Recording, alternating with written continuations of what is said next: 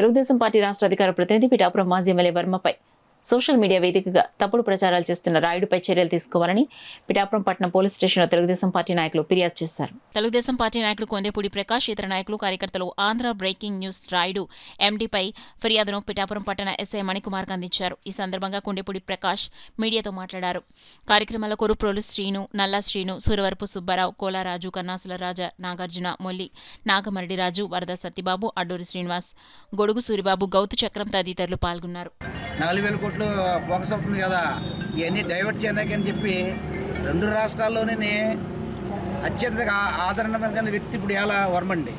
2014 నుంచి కానీ 19 వరకు కూడా పిఠాపురం అభివృద్ధిలో మొదటి పాత్ర వహించిన వ్యక్తి అతను, చేసిన ఎమ్మెల్యేలందరికంటే కూడా.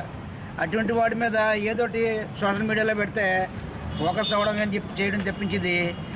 ఈయన రాజీనామా చేస్తున్నారు, లేకపోతే పలానా టైంలో ఆయన పోటీ చేస్తున్నారు, ఇవన్నీ అనవసరం. ఇక్కడ ఇవన్నీ పార్టీ అధిష్టానం ఏమి నిర్ణయిస్తే, చంద్రబాబు నాయుడు గారు ఏమి నిర్ణయిస్తే అది తూచా తప్పకుండా పాటించే వాళ్ళ వ్యక్తి ఒక రాష్ట్రంలోని వర్మ గారు అని మేము చెప్తున్నాం.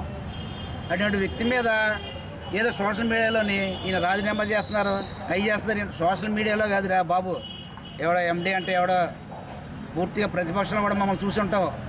గవర్నమెంట్ ఉంది కాబట్టి సైలెంట్గా ఉంటున్నాం. ఇక్కడ మేము నీ పరంగా మేము పోలీస్ స్టేషన్లో కంప్లైంట్ ఇచ్చాము. నీకేమైనా దమ్ము ఉంటే మగోడు అయితే బహిరంగంగా మేము వస్తాం. నువ్వు ఎక్కడ రమ్మంటే అక్కడికి. సోషల్ మీడియాలో పెట్టినాడు అది ఏంటంటే ఆడవుతాను. అది మగవాడు ఎవడో చేయడం అంత ధైర్యంగానే. నువ్వు ఏమైనా సరే ఈ సోషల్ మీడియాలో ఉన్న దానికి ఫస్ట్ పోలీసు వారి ద్వారా ఎటువంటి యాక్షన్ తీసుకుంటారో చూస్తాం మేము. లేదంటే దీని మీద ఏ విధంగా లీగల్గా ప్రొసీడ్ అవ్వడం అన్నది కూడా వర్మ గారితో ఆలోచించి చేస్తామని చెప్పి మీడియా ముఖంగా తెలియజేస్తాం.